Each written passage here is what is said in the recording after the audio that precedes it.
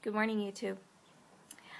This is an update that I probably should have done months ago, but I've been really busy and I've undergone so many changes. Just to recap, I had stopped taking Paxil November 2012, and I'd gone through 6 weeks of torture with discontinuation syndrome. And I had, after that 6 weeks, I reinstated an SSRI, which was Zoloft at a low dose. And I maintained that for 2 weeks, and then I'd stopped. Some of the zaps came back, but they were minor.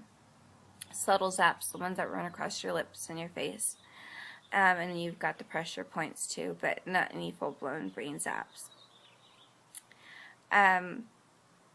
After, or I should say post-Paxil, post-SSRIs, I went through a major depression.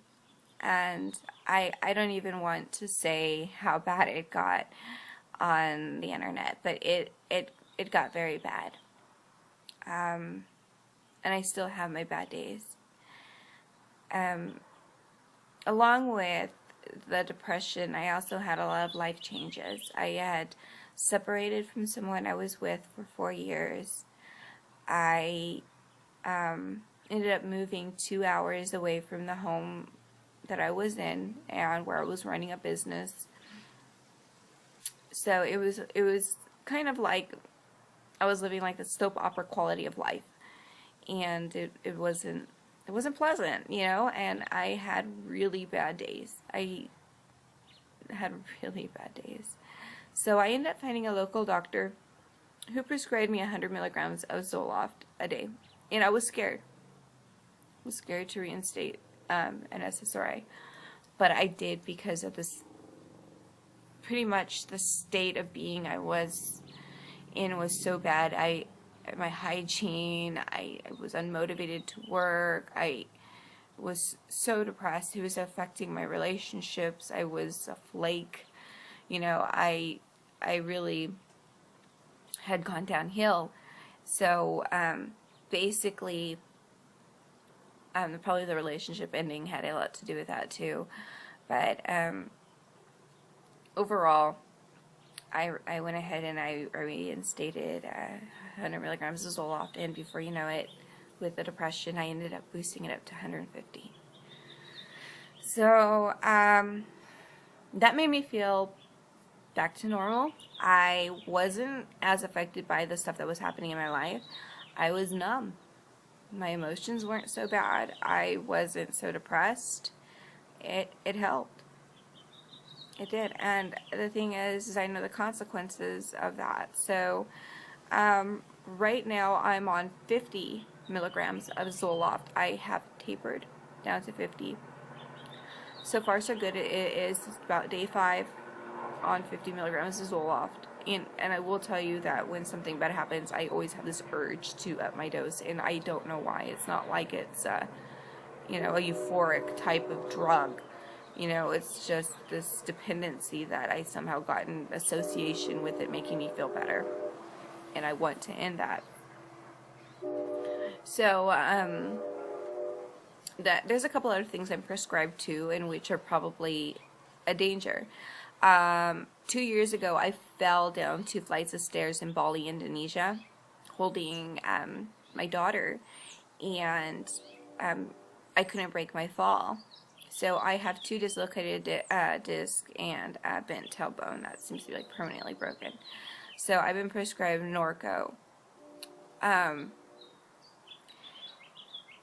I also, because I spoke to my doctor about the side effects of SSRIs that I have had in the past, he decided to stop prescribing me Zoloft, so I have to wean with what I've got left, which is a little bit scary. And basically, with that in mind, he had given me 120 Xanax a month. So, I mean, my prescription, like, me sharing my prescriptions make me seem kind of psycho. I'm not, I swear.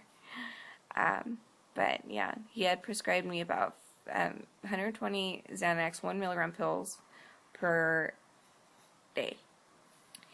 So, I understand the dangers of Xanax as well, and I don't take them as prescribed. There's no way I could take that much Xanax in a day and function at all. So, I don't. I just don't. I have found myself taking one at night to go to sleep, and then one if I have an actual panic attack. So, past that, I become really into diet changes, of course. I've become, I eliminated the whole junk food junkie, switched to organic foods, and became very intrigued with medicinal herbs. So that's what I'm excited to share with you, is that I've done a lot of research because I wish to go back to Bali, Indonesia for a year and visit my father and maybe even, reside there for a while. So given that I have these travel plans that I want so badly to do, and I have all these dreams I want to accomplish, I need to not be stuck on a drug that's going to give me a withdrawal. So basically I've done some research, and I found some medicinal herbs that are non-addictive or maybe habit-forming, but nevertheless they are non-addictive as far as I know. And I'm going to share them with you. And this includes 3 categories. I've done research for opiates, and that's for anyone who's addicted to Norco, Oxy, Vicodin, morphine. I've heard it's helped heroin addicts, so that's something that I'd like to share with people who may be suffering from that.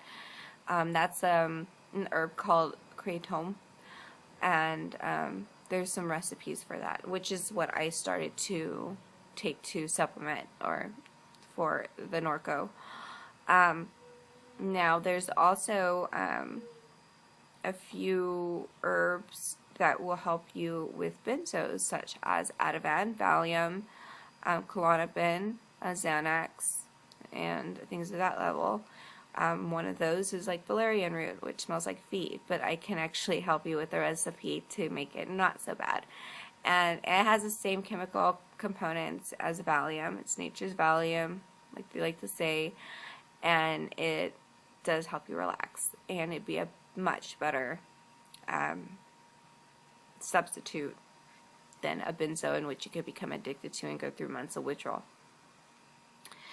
Now, I've also done an SSRI mixture. That requires a mixture of different herbs. I've had a friend help me out in locating the best herbs to get off of SSRIs and to use as antidepressants.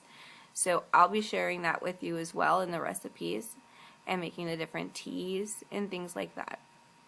Eventually, through my own therapy and possibly some good conversation, especially since I'm so, low on my SSRI, I could feel like me again, and I can talk about my interest. I'd love to turn this channel into something that also included things of interest to other people, which includes my interest, which are usually things along the lines of socioeconomic problems that we have in the world, philosophy, astrophysics, things like that. I have a really high interest in that as well. I'm actually going to touch upon some things with metaphysics, even though I'm not somebody who really follows that kind of thing. There are people who do, and there's been anything from the earth I want to kind of bring forth in terms of the whole pharmaceutical industry and fighting that and getting on natural means of taking care of yourself. So there's gemstones and things like that that I'll present as well. So my channel will be that, and hopefully eventually I could talk about really cool stuff, and get me back. So this channel is also for me, in terms of therapy, and resurrecting who I used to be, and who I still am, the person that I am, and that depression doesn't kill, and SSRIs doesn't kill. It just kind of makes that person disappear for a while. Anyways, that's my update. I look forward to posting quite a few videos on the medicinal herbs, different recipes to help them taste better, because like I'll tell you, the valerian root smells like feet. I've also come across one herb called saw palmetto, which it tastes like bile. That can help with things like skincare and stuff. I just tasted it because I actually purchased it for a friend. It's disgusting. So there's actually... Okay, weird section of the video. I was interrupted. Okay, my camera just stopped. But I said everything I needed to say in the first section, so I'm not going to repeat this. I'm just saying goodbye. To be polite. So, yeah. Again, look for other videos that are outside of this, and embrace my other interests. I'm really excited to share my opinions and things like that with people. To the people who have subscribed to my channel, sent me supportive emails, and I haven't gotten back to everybody. I haven't even checked it. But thank you, and I will today, or when I post this video. Okay, I officially know what went wrong with my camera. Okay, video over. I'm not going to redo it. Hopefully you got the gist of things. I will return emails and respond to comments. And if anyone needs help, I'm here. Okay? Have a beautiful day, and I shall return with like a bunch of cool videos for people. Okay? That's it. Bye.